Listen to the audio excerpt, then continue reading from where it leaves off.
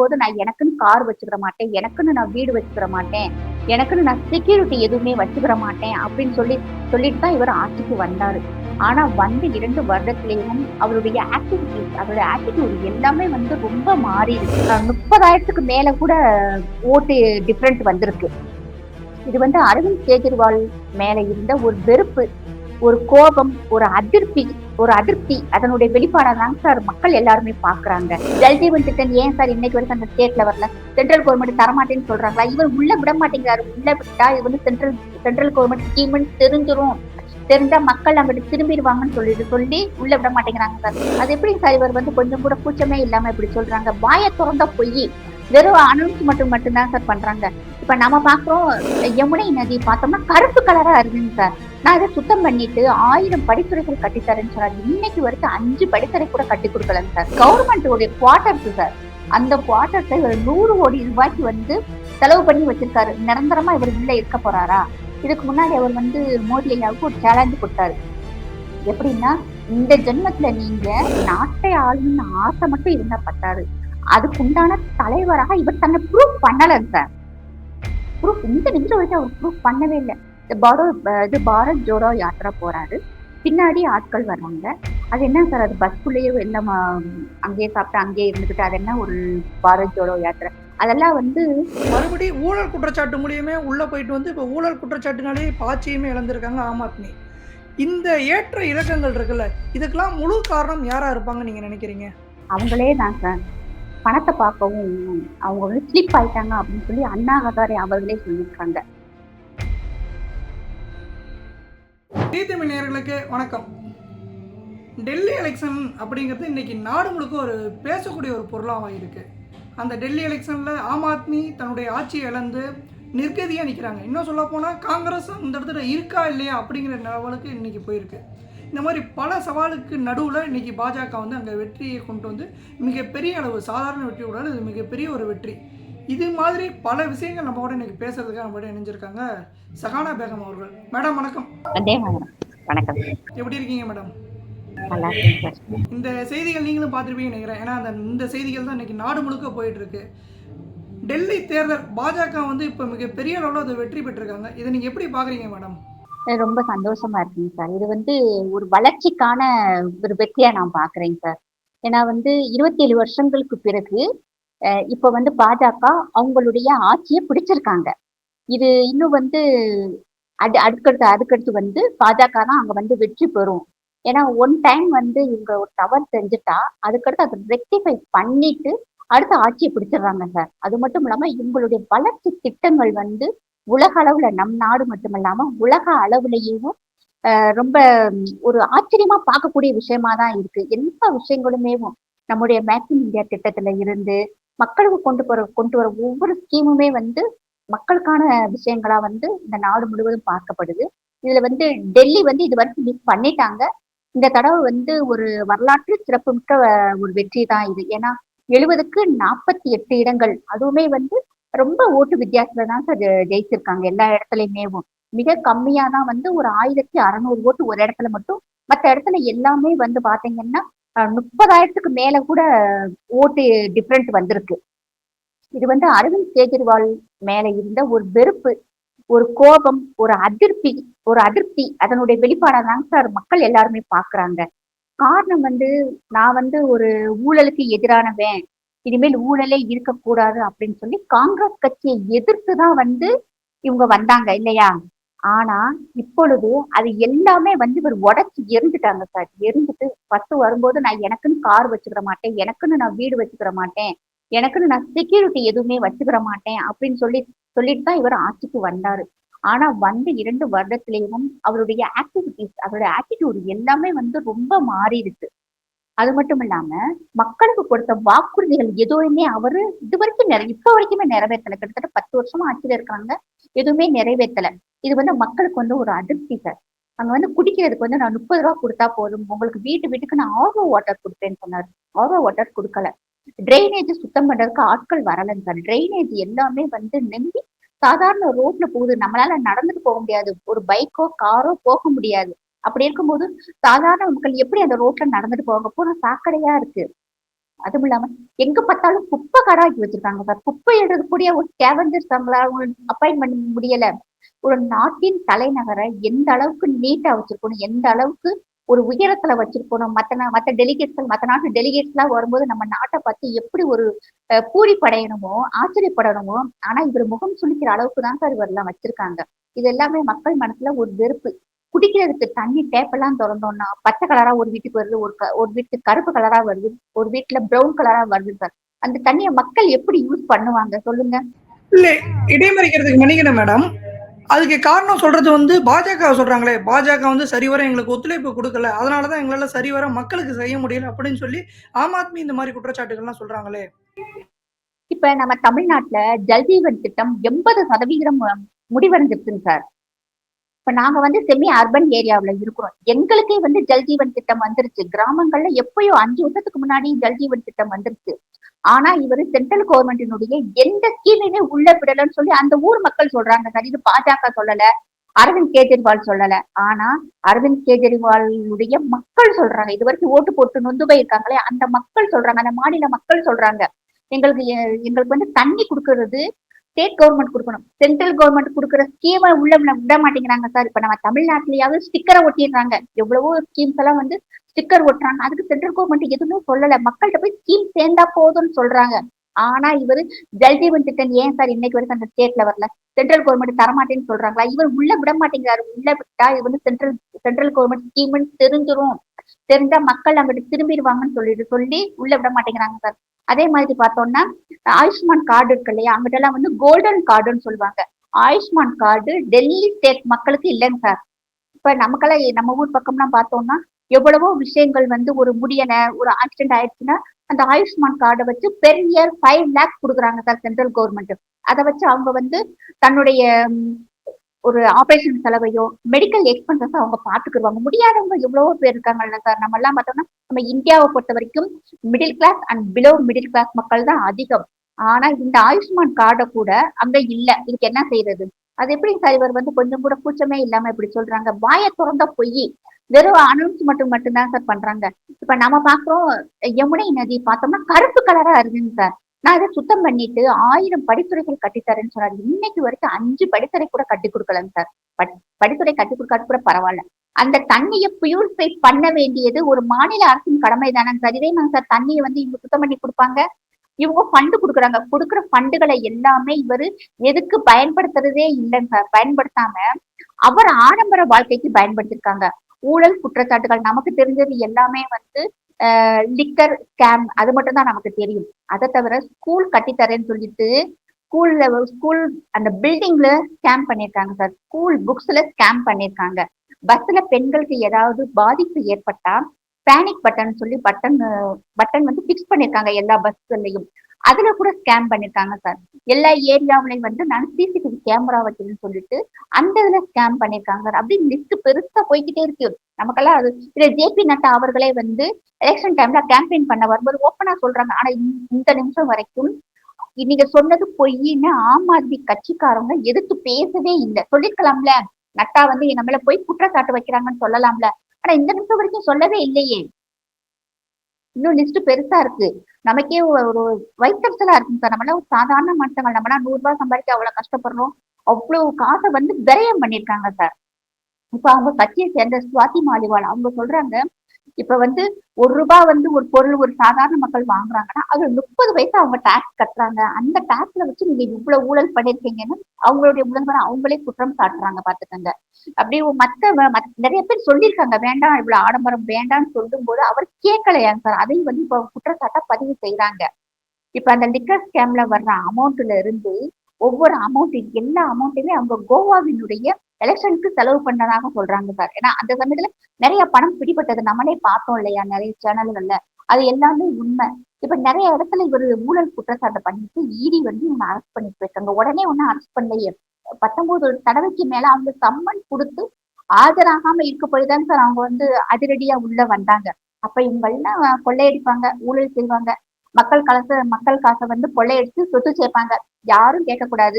Police கேட்கக்கூடாது, சட்டத்துறை கேட்கக்கூடாது, இடி கேட்கக்கூடாது, யாருமே கேட்கக்கூடாது. ஆனா இவங்க செய்யறதுக்கெல்லாம் மக்கள் சகிச்சுக்கிட்டு போகணும். அப்படிதான் இவங்க நினைக்கிறாங்களா சார்? அப்ப எத்தனை நாளைக்கு தான் இந்த ஊழலை வந்து மக்கள் சகிச்சுக்கிருவாங்க? ஷீஷ் மஹால் வெறும் அது வந்து கவர்மெண்டோடைய குவார்டர்ஸ் சார். அந்த குவார்டர்ஸை இவர் 100 கோடி ரூபாய்க்கு வந்து செலவு பண்ணி வச்சிருக்காரு. நிரந்தரமா இவர் உள்ள இருக்க போறாரா? இதுக்கு முன்னாடி அவர் வந்து மோடி ஐயாவுக்கு ஒரு சேலஞ்ச் கொடுத்தாரு. எப்படின்னா, இந்த ஜென்மத்துல நீங்க டெல்லியில ஆம் ஆத்மி பார்ட்டியை நீங்க தோற்கடிக்க முடியாது. ஆம் ஆத்மி பார்ட்டி எப்பயுமே நிரந்தரமா இருக்கும் அப்படின்னு சொல்லி ஒரு தடவை சொல்லியிருந்தாரு. இப்ப அதை எல்லாமே வந்து அங்க டெல்லி வாழ் மக்கள் போட்டு கேவலப்படுத்திக்கிட்டு இருக்காங்க அரவிந்த் கெஜ்ரிவால. அன்னைக்கு அப்படி சொன்ன இல்ல, இன்னைக்கு வந்து உனைய நாங்க தூக்கி அடிச்சிட்டோம். அதாவது அந்த நீ உன்னோட மிளகமால வச்சு உனையே அடிச்சு நாங்க பத்தி விட்டுட்டோம் அப்படிங்கிற மாதிரிலாம் இப்ப மீன்ஸ் நிறைய போட ஆரம்பிச்சிட்டாங்க சார். இப்ப எவ்வளவு ஒரு ஸ்கிரீன் திரை இருக்கும் இல்லையா, அது வந்து 6 கோடி ரூபாய்க்கு வாங்கி போட்டிருக்காங்க சார். ஒரு ஸ்கிரீன்ல என்ன நீ 6 கோடி ரூபாய் பார்க்க போற? அந்த 6 கோடி ரூபாய் வச்சு மக்களுக்கு நீ குடிக்கிறதுக்கு நல்ல தண்ணீர் கொடுத்துட்டா மக்கள் அவங்களுக்கு தானே சார் ஓட்டு போடுவாங்க இல்லையா? ஆனா இவங்க எதையுமே செய்ய மாட்டாங்களாம். ஆனா மக்கள் மறந்து மறந்து இவங்களுக்கு ஓட்டு போடணும்னு நினைக்கிறாங்க சார். நீ எவ்வளவு குற்றச்சாட்டு பண்ணு, நீ எவ்வளவு ஊழல் பண்ணு, நீ எவ்வளவு சொத்து சேரு, நாங்க மறந்துட்டு வந்து உனக்கு ஓட்டு போட்டுருவோம். பெண்களுக்கு உரிமை தொகை 1000 ரூபாய் தர்றேன்னு சொல்லி 10 வருஷம் ஆச்சு. 10 பைசா கூட 10 பேருக்கு கூட கொடுக்கலங்க சார். எனக்கு இன்னும் 5 வருஷம் டைம் கொடுங்க, நான் உங்களுக்கு இனி மேலும் மக்களை நான் அந்த அளவுக்கா சார் முட்டாளா இருக்கிறாங்க. இதெல்லாம் சொல்றாங்க. 10 வருஷம் நீ செய்யல, இது 5 வருஷம் கழிச்சு கேட்டாலுமே நீ செய்ய போறது இல்ல. அது எதுக்கு நாங்க செய்யற கட்சிக்கு நாங்க ஓட்டு போறோம்னு சொல்லிட்டு இப்ப மோடி கேரண்டி வந்து எல்லாருக்குமே தெரியும். மோடி ஐயா சொன்னா செய்வாங்கன்னு சொல்லிட்டு இந்தியா ஃபுல்லா ஒரு பரவலான கருத்து நிலவுது. அது மாதிரி அவங்க செஞ்சிடறாங்களே. இப்ப மகாராஷ்டிராவில சொன்னாங்க, சொல்றதுக்கு முன்னாடியே வந்து அவங்க 7500 ரூபாய் அக்கௌண்ட்ல போட்டாங்க சார். அதே மாதிரி ஹரியானாவுல கொடுத்துட்டாங்க, மக்களுக்கு கொடுக்க வேண்டிய அந்த நிலுவைத் தொகை எல்லாம் நிப்பாட்டாம கொடுத்துட்டாங்க. அதே மாதிரி இந்த விவசாயிகளுக்கு வருஷத்துக்கு 6000 ரூபாய். இன்னைக்கு வரைக்கும் ஒரு விவசாயி கூட எனக்கு ஒரு டேம் கூட வரணும்னு சொல்ல முடியல சார். கிளீனா அவங்க அக்கௌண்ட்டுக்கு போயிருக்கு பாத்துக்கங்க. அப்படி அவங்க சொல்றது எல்லாமே கிளீனா செஞ்சுக்கிட்டு இருக்கிறாங்க. இப்ப மோடி ஐயா அவர்கள் கேம்பெயின் பண்ணும்போது சொன்னாங்க, இதுக்கு முன்னாடி 1650 பேருக்கு நான் வந்து வீடு கட்டி கொடுத்துருக்கேன். அடுத்து இந்த குடிசை வாழ் பகுதியில இருக்கும் மக்களுக்கும் அதாவது இந்த அந்த வால்மீகின்னு சொல்றாங்க சார். அவங்க வந்து நம்ம ஒரு ஸ்கேவஞ்சர்ஸ் இருக்காங்க இல்லையா, அந்த அவங்கள மாதிரி அவங்களுக்கும் நானும் வீடு கட்டி தர்றேன் அப்படின்னு சொல்லியிருக்காங்க சார். அது அரவிந்த் கெஜ்ரிவால் என்ன சொல்றாரு, உங்களுடைய குடிசைகள் எல்லாம் வந்து மோடி எடுத்துட போறாரு அப்படின்ட்டு. அப்புறம் மறுபடியும் மோடி ஐயா என்ன சொல்றாங்கன்னா, உங்களுடைய குடிசைகள் இருக்கும் போதே உங்களுக்கு நான் வேற வீடு கட்டி தரேன், நீங்க பயப்படாதீங்க அப்படின்னு சொல்லியிருக்காங்க. இன்னைக்கு பார்த்தோம்னா அதே குடிசை வாழ் பகுதிகள், ரொம்ப இந்த பழங்குடி மக்கள் இருக்கும் பகுதிகள் எல்லாமே அதிகமா ஓட்டு வாங்கி ஜெயிச்சிருக்காங்க சார். ஓட்டு வித்தியாசமே நமக்கு அதிகமா இருக்கு. அப்ப மக்கள் யார நம்புறாங்கன்னு பாருங்க. சொல்றதை செய்யணும் இல்லையா? நான் சும்மா வாக்குறுதியை மட்டுமே சொல்லுவேன், செய்யவே மாட்டேன் அப்படின்னா எப்படிங்க சார் யாரும் நம்புவாங்க? மக்கள் வரி பணத்தை வாங்கி தானே செய்றீங்க, உங்க சொந்த காசையா செய்றீங்க. சென்ட்ரல் கவர்மெண்ட் நம்மகிட்ட வாங்குற ஜிஎஸ்டிஎம் 70% அந்தந்த மாநில கட்சிகளுக்கு தான் சார் கொடுக்குறாங்க. ஆனா வந்து இவங்க வாங்கிட்டு நம்ம தமிழ்நாடு முதல்வர் சொல்ற மாதிரி ஜிஎஸ்டியை கொடுக்கலன்னு சொல்லி பொய்யா சொல்லி மக்கள்கிட்ட பரப்புற மாதிரி அரவிந்த் கெஜ்ரிவால் சொன்னாரு. மக்களுக்கு புரிஞ்சிருச்சுங்க சார், புரிய வச்சுட்டாங்கன்னு தான் நான் சொல்லுவேன். அதுதான் இன்னைக்கு நடந்திருக்கு. சரி, ஓகே மேம். அதே மாதிரி பாஜக, அதாவது டெல்லி பாஜக வெற்றி பெற்றதுக்கு காரணம், முக்கிய காரணமும் முஸ்லீம்களும் தமிழர்களும் தான் சொல்றாங்க. ஏன்னா பொதுவாக பாஜகவுக்கு எதிராக தான் தமிழர்களையும் முஸ்லீமையுமே எப்பயுமே வந்து ஒரு காமிச்சு, ஒரு பிம்பமாக காமிச்சு, ஒரு பூச்சாண்டியாக காமிச்சு எப்பயுமே எல்லா தேர்தலையுமே வெற்றி பெற்று நம்ம வரதை பார்க்குறோம். ஆனால் இந்த இடத்துல இந்த டைம்ல வந்து பார்த்தீங்க அப்படின்னா பாஜக வெற்றி பெற்ற எல்லா இடங்களுமே முஸ்லீம்ஸும் தமிழர்களும் அதிகமாக இருக்கக்கூடிய எல்லா தொகுதியிலுமே பாஜக வெற்றி பெற்றிருக்காங்க. இதை நீங்க எப்படி பாக்குறீங்க?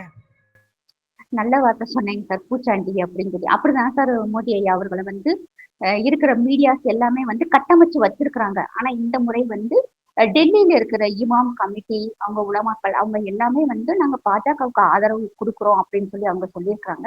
அதுக்கு முன்னோடியாக வந்து எங்களுடைய ஆல் இந்தியா முஸ்லிம் இமாம்கள்ல ஒருத்தரான ஷாஜித் ரஷீதி அவர்கள் வந்து பாஜகவுக்கு ஓட்டு போட்டுட்டு வந்து அவரு வீடியோவை போட்டுட்டாங்க சார். நான் வந்து பாஜகவுக்கு தான் ஓட்டு போட்டேன், என்னை யாரும் நிர்பந்தப்படுத்தலை. பாஜக வந்து மக்களுக்கான கட்சி, அவங்கதான் வந்தா நமக்கு ஒரு பாதுகாப்பு இருக்கும் அப்படின்னு சொல்லி அவர் ஓப்பனாவே சொல்லி போட்டு போட்டுட்டு வந்து வீடியோ போட்டு அந்த வீடியோவை வைரல் ஆக்குனாங்க சார். எல்லாருமே அவர் வந்து ரொம்ப ஃபேமஸான இமாம் தான். நிறைய டிபேட்ல அவர் வருவாரு. அவரே வெளியே வந்து ஓப்பனா சொல்லும் போது மக்களுக்கு வந்து ஒரு நம்பிக்கை வரும். அவர் சொல்றாரு, இந்த மாற்றம் என்னட்ட இருந்து ஆரம்பிக்கட்டும் அப்படின்னு சொன்னாங்க. ஃபர்ஸ்ட் வந்து ஷாயின்பாக் ஏரியாக்குள்ளதான் ஒரு முஸ்லிம்ஸ் தவிர மற்றவங்க யாரும் போக முடியாது. இந்த தடவை அந்த விஷயத்தை அவர் உடைச்சிருக்காங்க. பட் பூத் வைஸா 11,000க்கு மேல பூத்கள் வந்து ஓட்டு பதிவாயிருக்கு.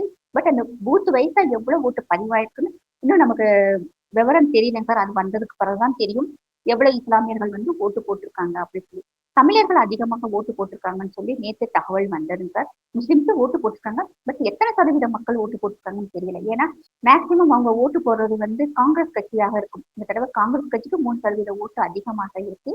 பட் எத்தனை சதவீத மக்கள் ஓட்டு போட்டிருக்காங்கன்னு இன்னும் தெரியலங்க சார். அதே ஒரு நல்ல மாற்றம் தானே இது. Okay ma'am. அதே மாதிரி வந்து காங்கிரஸுடைய தொடர் தோல்வி, இது நம்ம டெல்லி கா தோ தேர்தல் தோல்விய மட்டும் நம்ம எடுத்துக்காம, தொடர் தோல்வி.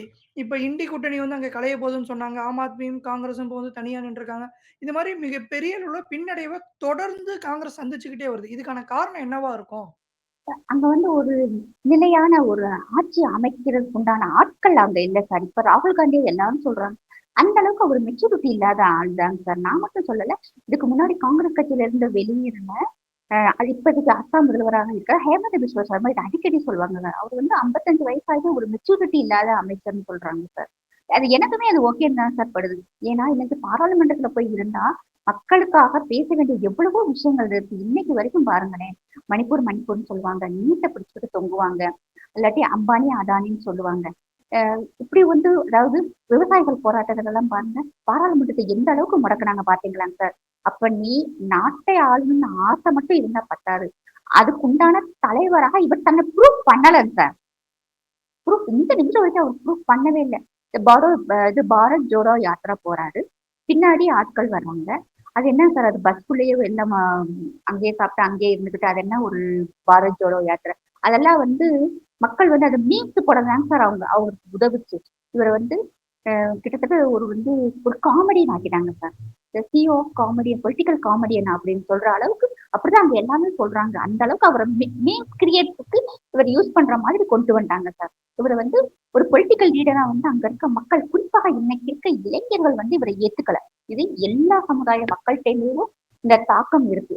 ராகுல் காந்தியை அடுத்து வரக்கு வாய்ப்பே இல்லைங்க சார். காங்கிரஸ் கட்சி அவ்வளவுதான். மோடியை அடிக்கடி சொல்வாரு, காங்கிரஸ் முக்த் பாரத் அப்படின்னு சொல்லி, காங்கிரஸ் இல்லாத இந்தியா வேணும் அப்படின்னு சொல்லி. அது வந்து அவங்க அப்படிதான்.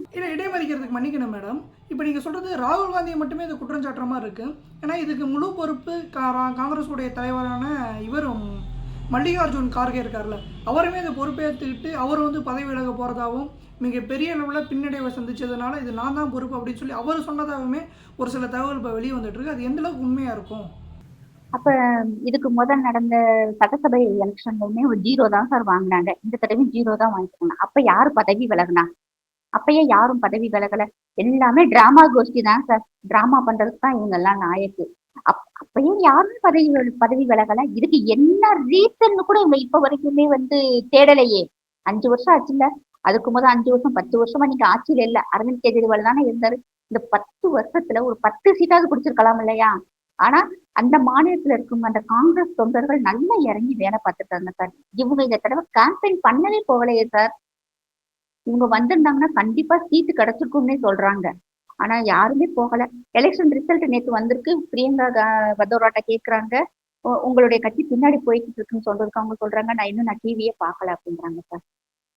இது என்னன்னு எப்படி எடுத்துக்கிறது? இப்ப கார்கே பதவி விலகுனா வேற யாராவது இன்னொரு பப்பட்ட தூக்கிட்டு வந்து உட்காருவாங்க. கார்கே நல்ல தலைவர் தான், இல்லைன்னு சொல்ல முடியாது. பட் அவங்க சந்தர்ப்ப சூழ்நிலை யாரு கூட இருக்கிறோமோ அவங்களுக்கு ஏத்த மாதிரி போகணுங்கிற ஒரு கட்டாயத்தின் பேர்ல அவங்க எல்லாம் இருக்கிறாங்க சார். நிறைய காங்கிரஸ் தலைவர்கள் எல்லாம் பாருங்க, எவ்வளவு பேர் வெளியேறிட்டாங்க. அவங்க எல்லாமே ரொம்ப டேலண்டடா சார். ரொம்ப மனுஷனுங்க தான் சார். யாருமே வந்து குறை சொல்ல முடியாது. அதே மாதிரி இந்த இடத்துல இன்னொரு விஷயத்தை நான் சொல்றது விரும்புகிறேன் மேடம். குலாம் நபி ஆசாத் வந்து கட்சியிலிருந்து வெளியேறும் போது ராகுலுடைய தலைமை தலையீடு இருக்கிற வரைக்கும் காங்கிரஸ் கண்டிப்பா உருப்படாது அப்படிங்கிற மாதிரி சொன்னதா இந்த மாதிரி தகவல் நிறைய வெளியே வந்துகிட்டு இருக்கு. இது வந்து இப்போ ரீசெண்ட் டைம்ல இப்போ ஏன்னா டெல்லி எலெக்ஷன்ல ஜெயிச்சதுக்கு அப்புறம் அந்த மாதிரி நியூஸ் வந்து குலாம் நபி ஆசாத் சொன்னதாகவும் இந்த மாதிரி பல பேர் சொன்ன தகவல், ராகுல் காந்தி பத்தி சொன்ன தகவல் எல்லாமே இப்போ தொடர்ந்து சோசியல் மீடியாவில் போட்டுட்டு வராங்க. அது உண்மையா இருக்குமா? சார் அதான் சார், ஹேமந்த் பிஸ்வா சர்மா அதை தான் சார் சொல்றாரு. ஓப்பனாவே அவர் சொல்றாரு, நாடை ஆளக்கூடிய மெச்சூரிட்டி ராகுல் காந்திகிட்ட இல்ல அப்படிங்கிறாங்க. அதே மாதிரி பெரிய தலைவர்களை மதிக்கணுங்கிற ஒரு நாலேஜ் கூட அவர்கிட்ட இல்ல. 3/4 மணி நேரம் உட்காந்து பேசினதுல 10 தடவை எந்திரிச்சு போயிட்டாராங்க சார். சோனியா காந்தி சொல்லியிருக்காங்க, அவங்ககிட்ட போய் நீங்க புரிய வைங்க ராகுல்கிட்ட அப்படின்னு சொல்லிட்டு. இவருக்கு அதுக்குண்டான அந்த மைண்டே இல்ல, அந்த அரசியல் பண்றதுக்கு உண்டான ஒரு கெப்பாசிட்டி இல்லாத தலைவர் அப்படின்னு சொல்றாங்க சார். அதான் நான் சொல்றேன், 10 வருஷம் நீங்க உன் பக்கத்துல இருக்க ஸ்டேட், நீங்க இருக்கிற உங்க ஊரவேவும் உங்களால கையில பத்த முடியலையே. கைவசம் வச்சிருக்கணும் இல்லையா? இன்னைக்கு எத்தனை ஸ்டேட் இருக்கு? ஹிமாச்சல்ல இருக்கு, ஹிமாச்சல்லாம் அங்க இருக்கும் முதல்வருக்கு சம்பளம் கூட பணம் இல்லைங்கிறாங்க. இப்ப கர்நாடகாவுல இருக்கு. கர்நாடகாவில நமக்கு எவ்வளவு விஷயங்கள் நடக்குதுன்னு பார்த்தோமா? ஒரு பண விஷயத்திலேயும் எந்த அளவுக்கு அவங்க பின்தங்கி போய்கிட்டு இருக்காங்க. மக்களுக்கு கொடுத்த வாக்குறுதிகளை இவங்களால நிறைவேற்ற முடியலையே. குலாம் நபி ஆசாத் அப்ப சொன்னது எனக்கு தெரியலங்க சார். பட் இன்னைக்கு வந்து ஹேமந்த் பிஸ்வ சர்மா 10 நாளைக்கு முன்னாடி சொல்லியிருக்காங்க சார் ராகுல் காந்தியை பத்தி. இவர் அடிக்கடி இந்த விஷயத்த சொல்றாங்க. அது அப்படின்னா அந்த கட்சி எங்க இருக்கு, காணாம போச்சு. அடுத்து வர்ற எலெக்ஷன்ல இன்னும் இருக்கிற ஒரு 4 மாநிலத்திலுமே இல்லாம போகும். சரி, ஓகே மேடம். அது ஊழலை எதிர்த்து கட்சி, அதாவது ஒரு இயக்கமா ஆரம்பிச்சு, அந்த இயக்கத்த அடுத்து கட்சியா கட்டமைச்சு, அவங்க ஆட்சிக்கு வந்ததுக்கு அப்புறம் மறுபடியும் ஊழல் குற்றச்சாட்டு மூலியமே உள்ள போயிட்டு வந்து, இப்ப ஊழல் குற்றச்சாட்டுனாலேயே இப்ப ஆட்சியுமே இழந்திருக்காங்க ஆம் ஆத்மி. இந்த ஏற்ற இறக்கங்கள் இருக்குல்ல, இதுக்கெல்லாம் முழு காரணம் யாரா இருப்பாங்கன்னு நீங்க நினைக்கிறீங்க? அவங்களே தான் சார். பணத்தை பார்க்கவும் அவங்க வந்து ஸ்லிப் ஆயிட்டாங்க அப்படின்னு சொல்லி அண்ணா ஹசாரே அவர்களே சொல்லியிருக்காங்க. அதுதான் உண்மைன்னு சொல்லி சுவாதி மாலிவால் அவங்களும் சொல்றாங்க. பஞ்சாப்ல ஜெயிச்சதுக்கு பிறகுதான் இவருடைய ஆட்டிடியூட் எல்லாமே மாறிடுச்சு. அவர் வந்து பிரதமர் ஆகணும்னு சொல்லி ஆசைப்பட்டவரு. அதுக்குண்டான தகுதிகள் எதுவுமே அவர்கிட்ட இல்லை அப்படின்னு சொல்லிட்டு யாராவது போய் கார்பெட் போய் 50 லட்சம் ரூபாய்க்கு போடுவாங்களா சார்? தரையில நடக்கிற கார்பெட்டுக்கு 50 லட்சம் செலவழிச்சிருக்காங்க. எல்லாமே லட்சங்கள் கோடிகள் மட்டும்தான் சார் அவங்கள்ட்ட இருக்கு. மற்றபடி வந்து மக்களுக்கு செய்யணும் அப்படிங்கிற எந்த ஒரு விதமான தகுதியுமே இல்லாதவர் தான் அரவிந்த் கெஜ்ரிவால். அது எல்லாமே வந்து மக்கள் பார்த்துக்கிட்டு தானே சார் இருக்காங்க. ஃபர்ஸ்ட் வந்து 10 வருஷத்துக்கு முன்னாடி சோசியல் மீடியாவுல இந்த அளவுக்கு ஒரு எஃபெக்ட் இல்லை. பட் இன்னைக்கு பார்த்தோம்னா நம்ம பேசுறது சரியா தப்பான்னு அடுத்த செகண்ட் பாத்துடுறாங்களே சார். நம்ம நம்ம சொல்ற தகவல்கள் வந்து உண்மையா பொய்யா, இவங்க எந்த பேஸ்ல சொல்றாங்க அப்படின்னு சொல்லி எல்லாத்தையுமே வந்து அவங்க தகவல் பாத்துடுறாங்க இல்லையா?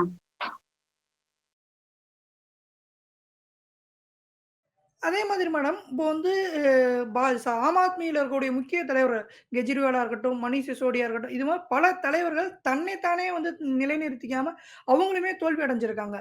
இதுக்கெல்லாம் காரணம் ஆம் ஆத்மி மட்டுமா? இல்ல பாஜகவுடைய அதி சிறந்த பிரச்சாரம்னு நீங்க எடுத்துக்கிறீங்களா? 2மே தான் சார், 2மே. இப்ப அரவிந்த் கெஜ்ரிவால் ஆகட்டும், மணிஷ் சிசோடியாவாகட்டும், அதிஷி ஆகட்டும், மத்தவங்க எல்லாமே வந்து இந்த அளவுக்கு ஆகுறதுக்கு அவங்களுடைய பணத்தை ஆசை தாங்க. ஆசை. இந்த பணத்தை வச்சு நம்ம எப்படி இன்னும் வந்து நம்ம அவங்க மட்டும் தான் நல்லா இருக்கணும்னு நினைச்சது ஒண்ணு. அதை வந்து கரெக்டா பாஜக வந்து கொண்டு போய் மக்கள்கிட்ட சேர்த்திருக்காங்க சார். அது வந்து மாற்று கருத்து இல்லை, நமக்கு ஈஸியா சொல்லலாம். ஏன்னா மோடி ஐயா அவர்கள் வரும்போது அவ்வளவு விஷயங்களை பட்டியல் போட்டு சொன்னாங்க. யோகி ஆதித்யநாத் சிம்பிளா மக்களுக்கு புரியுற மாதிரி ஒரு விஷயம் சொன்னாங்க சார். நானும் என்னுடைய அமைச்சர்களும் கங்கையில முங்கி குளிச்சுட்டு வந்திருக்கோம். அரவிந்த் கெஜ்ரிவாலும் அவருடைய அமைச்சர்களும் யமுனையில முங்கி எந்திருப்பாங்களான்னு கேக்குறாங்க சார். இது மக்கள்கிட்ட நல்ல ரீச் ஆயிடுச்சுங்க சார். உண்மைதானே? யோகி ஆதித்யநாத் அவர்கள் கேட்கறது உண்மைதானே? இது செய்ய முடியுமா அரவிந்த் கெஜ்ரிவாலால சாதாரண மக்கள் கேட்க ஆரம்பிச்சுட்டாங்க. அப்ப அது மட்டும் இல்லாம சார், எலெக்ஷன் நடக்கிறதுக்கு ஒரு 4-5 டேஸ்ல அவங்களுடைய அதாவது டெல்லியில இருக்கும் பாஜக ஐடி நல்லா ஒர்க் பண்ணாங்க சார். சின்ன சின்ன வீடியோவா 1 நிமிஷம் 1.5 நிமிஷம் வீடியோவாவேவும் அரவிந்த் கெஜ்ரிவால் இதுக்கு முன்னாடி என்னென்ன தப்புக்கள் செஞ்சாங்கன்னு சொல்லிட்டு வீடியோவா கொடுத்துருக்காங்க சார். அது மட்டும் இல்லாம அரவிந்த் கெஜ்ரிவாலையும் நான் 10 வருஷத்துல வந்து உங்களுக்கு நான் எதுவுமே செய்யல, அடுத்து வந்தால் நான் உங்களுக்கு எதுவுமே செய்ய மாட்டேன் அப்படின்னு அவருடைய வாய்ஸ்ல அவரே சொல்ற மாதிரி இந்த இந்த மக்கள் எல்லாம் வந்து இன்னும் வந்து புரியாத முட்டாள் மக்களாக இருக்கிறாங்கங்கிற மாதிரி அந்த வேர்ட்ஸ் எல்லாம் கொண்டு வந்து மக்கள்கிட்ட வந்து நல்லா ரீச் பண்ணாங்க சார். இப்ப மொபைல் இல்லாம யாருமே இல்லையா? எல்லாருமே சோசியல் மீடியாவில் இருக்கும். ஐடிவின் நல்லா ஒர்க் பண்ணாங்க. ஜேபி நட்டா அவர்கள் இவங்க செஞ்ச அந்த ஊழல் குற்றச்சாட்டுகளுடைய பட்டியலை கொண்டு வந்து நல்லா ஒப்பிச்சுட்டாருங்க சார். அதுலதான் இப்ப நான் சொன்ன விஷயங்கள் எல்லாமே வருது. அப்ப இவ்வளவு விஷயங்கள் மோடி ஐயா வந்து இனிமேல் நான் என்ன செய்வேன்னு அவர் சொன்னார் சார். அது ஒரு விஷயம் நம்ம ஏத்துக்கணும். இனிமேல் வந்து பெண்களுக்கு வந்து 2500 ரூபாய் மாசம் கொடுக்க போறாங்க சார் அங்க டெல்லியில இனிமேல். அதே மாதிரி கணவனால் கைவிடப்பட்ட பெண்களுக்கு 3500 ரூபாய் கொடுக்க போறாங்க. வீட்டுல வந்து அந்த 70 வயசுக்கு மேல இருக்கிறவங்க முதியவர்களுக்கு மாசம் 3000 ரூபாய் கொடுக்க போறாங்க. அதே மாதிரி 70 வயசுக்கு மேல இருக்கிறவங்களுக்கு வருஷத்துக்கு 10 லட்சம் ரூபாய் வந்து ஆயுஷ்மான் கார்டு தனியா கொடுக்க போறாங்க. இப்படி அது மட்டும் இல்லாம நாங்க உங்களுக்கு நல்ல தண்ணி கொடுக்குறோம்னு சொல்லியிருக்காங்க. குப்பைகளை உடனே நாங்க ஆள்றதுக்கு ஏற்பாடு பண்றோம். பட் அந்த உடனே வந்து அந்த சிட்டி ஃபுல்லா வராது அந்த சுத்தம் பண்ற விஷயங்கள். பட் நாங்க உடனடியே நாங்க அடுத்த வேலைகள் பார்ப்போம் அப்படின்னு சொன்னாங்க சார். அது மட்டும் இல்லாம நேற்று பர்வேஷ் வர்மா அவர்கள் என்ன சொல்லிருக்காங்கன்னா 10 வருஷத்துல அரவிந்த் கெஜ்ரிவாலினுடைய ஆட்சியில என்னென்ன தவறுகள் செஞ்சாங்க, என்னென்ன ஊழல் குற்றச்சாட்டுகள் செஞ்சாங்களோ அதுக்கு எல்லாமே நாங்க விசாரணை கமிஷன் வைக்கிறேன் அப்படின்னு சொல்லியிருக்காங்க சார். ஒண்ணு இவங்களுடைய அரவிந்த் கெஜ்ரிவால், மணிஷ் சிசோடியா இவங்க செஞ்ச ஊழல் குற்றச்சாட்டுகள், அடுத்து வந்து பாஜக கொண்டு போய் அதை சேர்த்த விதம், அதே மாதிரி பாஜக இனிமே நாங்க என்ன செய்ய போறாங்க அப்படிங்கறதை சொன்னது, இது எல்லாமே சேர்த்துதாங்க இந்த வெற்றிக்கு காரணங்கள். அந்த வெற்றிக்கான காரணங்கள் அப்படின்னு நீங்க இப்ப பல காரணங்கள் இப்ப நீங்க சொன்னீங்க மேடம். அந்த வெற்றியினுடைய பிரதிபலிப்பு, காங்கிரஸினுடைய தோல்வி, இது எல்லாமே தமிழகத்தில் எதுவும் பிரதிபலிக்கும் நீங்க நினைக்கிறீங்களா மேடம்? ஏன்னா திருமாவளவன் வந்து இந்த ஒரு வெற்றியை பார்த்துட்டு மிகப்பெரிய பிரமிச்சு போய் இது வந்து எங்களுக்கு அதிர்ச்சி அளிக்குது அப்படிங்கிற மாதிரி ஒரு ப்ரெஸ் மீட்லையுமே சொல்லியிருக்காரு.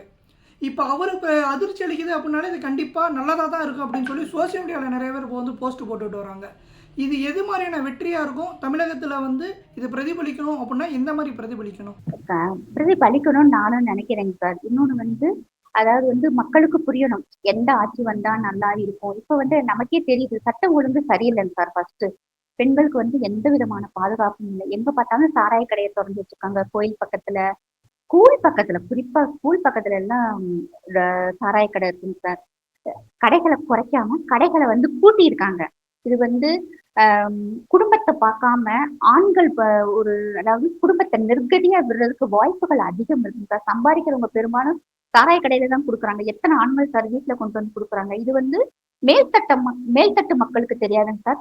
Middle class and below middle class மக்கள் அதிகமா இதனால பாதிக்கப்படுறாங்க. இது வந்து கண்டிப்பா இன்னும் கொஞ்சம் குறிப்பா பெண்கள் ரொம்ப பாதிக்கப்படுறாங்கிறது என்னுடைய கருத்து. கண்டிப்பா சார், கண்டிப்பா அது உண்மைதாங்க சார். நான் வந்து நிறைய நிறைய பெண்களை பாக்குறேன். அவங்கள்ட்ட நான் பேசும்போது அவங்க சொல்றது எல்லாமே ஒரே விஷயம். எதுக்கு இவ்வளவு சாராய கடையை திறந்து வச்சிருக்கிறாங்க? இவர் திறந்து வச்சுட்டு குடிக்காதீங்கன்னு வேற நம்ம முதல்வர் பிரச்சாரம் பண்றாரு சார். அதுதான் சார் பெரிய கொடுமையா இருக்கு. எங்க ஆரம்பிக்கணும்? சாராய கடைகளை குறைச்சிட்டாலேயும் ஆட்டோமேட்டிக்கா அந்த குடிக்கிற பழக்கம் கொஞ்சம் கொஞ்சமா குறைஞ்சிரும் இல்லையா? இப்ப கேரளாவில எல்லாம் இருக்குங்க சார். அதெல்லாம் பார்த்தோம்னா 2 கிலோமீட்டர், ஒரு 3 கிலோமீட்டர் தூரமா தான் சார். அதுவும் வந்து அவுட்டர்ல தான் இருக்கும். இவ்வளவு ஈஸியாலாம் அங்க லிக்கர் கிடைக்காது. ஆனா இங்க நமக்கு வந்து திரும்பி பாக்குற இடமெல்லாம் பஸ்ஸை விட்டு இறங்கணும்னேவும் இருக்கு. இப்ப பழனிக்கு போயிருந்தோம் சார். பழனி பஸ் ஸ்டாண்டுக்கு எதிர்த்தே இருக்குங்க சார். அதெல்லாம் வந்து ஒரு கோயில், ஒரு முக்கியமான கோயில் பழனி. அங்க பெரும்பாலும் அதிகமா ஒரு நாளைக்கு பல லட்சம் பேர் வந்து போற இடம் இல்லையா? அப்ப கோயிலுக்கு போயிட்டு வந்தவங்க உடனே அங்க சாராய கிடைக்க போவாங்க. கண்டிப்பா இது வந்து மாற்றத்துக்கு உண்டான விஷயங்கள் நிறைய இருக்கு. மக்கள் கொஞ்சம் புரியணும் சார். புரிஞ்சுக்கிட்டா ஆட்சி மாற்றம் வரும். ஆனா கண்டிப்பா வந்தா நல்லா இருக்கும் நான் நினைக்கிறேன் சார். நிறைய பேர் இப்ப மாறி இருக்கிறாங்க. நம்மளே பாக்குறோம் இல்லையா? நிறைய விஷயங்கள் நேர்லயும் சொல்றாங்க, கமெண்ட்லயும் நம்ம பாக்குறோம். நிறைய வீடியோஸ் இப்ப சோசியல் மீடியால எல்லாம் நிறைய வருது இல்லைங்களா? இனிமேல் வந்து நம்ம இப்படி இருக்கணும். கண்டிப்பா. ஏன்னா திருச்சியில இப்ப நான் கூட இப்ப சமீபத்துல திருச்சிக்கு போயிருந்தேன். திருச்சியிலேருந்து சத்திரம் பஸ் ஸ்டாண்ட்லேருந்து இந்த உறையூர் போற ரோட்ல பார்த்தீங்க அப்படின்னா, ஒரு 1/2 கிலோமீட்டர் ரோடு தான் அது கிட்டத்தட்ட. அந்த 1/2 கிலோமீட்டர் ரோடுல 3 கடை தொடர்ந்து இருக்கு. 3 கடை. இது மாதிரி அந்த இடத்துட்ட மக்கள் வந்து சாதாரணமா பெண்கள் நடந்து போகும்போது ரொம்பவே முகம் சுளிச்சுக்கிட்டு, அந்த இடத்துக்கிட்ட அந்த ஒரு போதையில படுத்திருக்கக்கூடிய ஆண்கள் வந்து ரொம்பவே ஒரு மாதிரியா ஆடைகள்லாம் கலைஞ்சு இந்த மாதிரி படுத்துருக்கு, முகம் சுழிச்சிட்டு ரொம்பவே கஷ்டப்பட்டு அந்த இடத்த கிராஸ் பண்ணி போகிறதெல்லாம் நான் நிறையா டைம் பார்த்துருக்கேன். இப்போ சமீபத்தில் ரொம்ப அதிகமாக இருக்குது அப்படின்னு சொல்கிறாங்க. இது மாதிரி எல்லாமே இனிமேல் கலைஞ்சி ஆட்சி மாற்றம் வரதும் அப்படிங்கிறது மக்களுடைய எண்ணம் வருமா என்னான்ட்டு இனிமேல் எதிர்பார்த்து பார்ப்போம். உங்களுடைய நேரத்தை ஒதுக்கி பல கருத்துக்கள் நம்மளோட பகிர்ந்துக்கிட்டீங்க. ரொம்பவே நன்றி மேடம். நன்றி சார். ஜெய் ஹிந்த், ஜெய் பாரத்.